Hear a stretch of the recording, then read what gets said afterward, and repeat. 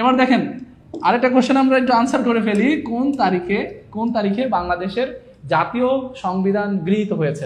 আজকে সকালে আমাদের পেড ব্যাচে কিন্তু সংবিধান নিয়ে একটা বিস্তর ক্লাস হয়েছে। আমাদের পেড ব্যাচে যারা স্টুডেন্টরা যারা ফ্রি ক্লাসটাও করছেন তারা কিন্তু এটাতে একদম ঠুটস্থ হওয়ার কথা। আমরা খুব ইজি টেকনিকে শিখিয়েছি। আজকে পেড ব্যাচের একটা টেকনিক আপনাদের সাথে শেয়ার করব, দেখি আপনাদেরকে এগুলো মনে রাখাতে পারি কিনা। ওকে, ইনশাল্লাহ ডান। ওকে, ইনশাল্লাহ স্যার দিব, ইনশাল্লাহ অবশ্যই যাব। আচ্ছা দেখেন, বাংলাদেশের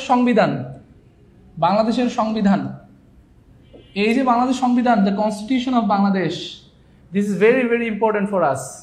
কারণ প্রত্যেকটা দেশের একটা কনস্টিটিউশন কিন্তু তার দেশের সকল কিছু নির্ধারণ করে। সে দেশের জন্য একটা সুপ্রিম আইন কিন্তু সংবিধান, ঠিক আছে? তাহলে এই যে সংবিধান নিয়ে যে আলোচনা করছি আমরা, দ্য কনস্টিটিউশন অফ বাংলাদেশ, এটার তিনটা জিনিস আপনি মাথায় রাখবেন। সংবিধান গণপরিষদে কবে উত্থাপন করা হয় কবে, এটা গ্রহণ করা হয় কবে, এবং এটা কার্যকর হয় কবে। এই তিনটা ডেট আপনাদের অবশ্যই মাথায় রাখতে হবেই। এই তিনটা জিনিস মাথায় রাখতে হবে একদম, ঠিক আছে? একটা হচ্ছে উত্থাপন, একটা হচ্ছে গ্রহণ, একটা হচ্ছে কার্যকর, ঠিক আছে? এখন এটা সিকোয়েন্সটা কিভাবে মনে রাখবেন? ধরেন আপনার মনে আপনার কাছে একজন খুব প্রিয় মানুষ আছে, আপনি তাকে গিয়ে বললেন যে আমার সোনার বাংলার পরের লাইনটা বলতে চাচ্ছেন তাকে।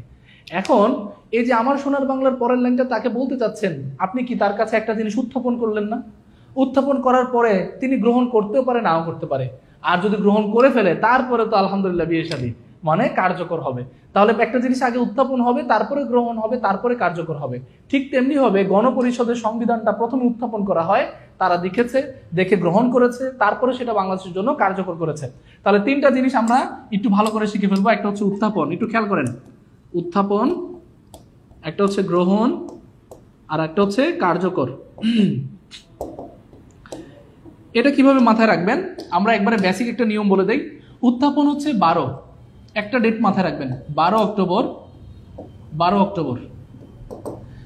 আমরা জানি গ্রহণ হয়েছে 4 নভেম্বর, আর কার্যকর হয়েছে 12-4 যোগ করলে কত বলেন তো? 16। এটা আপনি এভাবে মনে রাখতে পারেন, 12-4 16, অক্টোবর, নভেম্বর, তারপর কি আসে?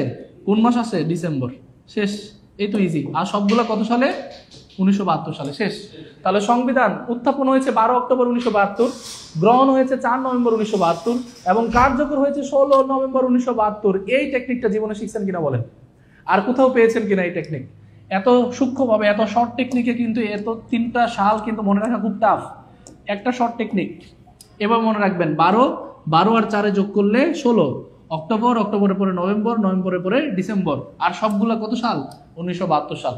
তাহলে আমরা বুঝতে পারি যে কোন তারিখে বাংলাদেশের জাতীয় সংবিধান গ্রহণ করা হয়েছে। গৃহীত মানে গ্রহণ, 4 নভেম্বর, 4 নভেম্বর কিন্তু আনসারটা হবে 4 নভেম্বর।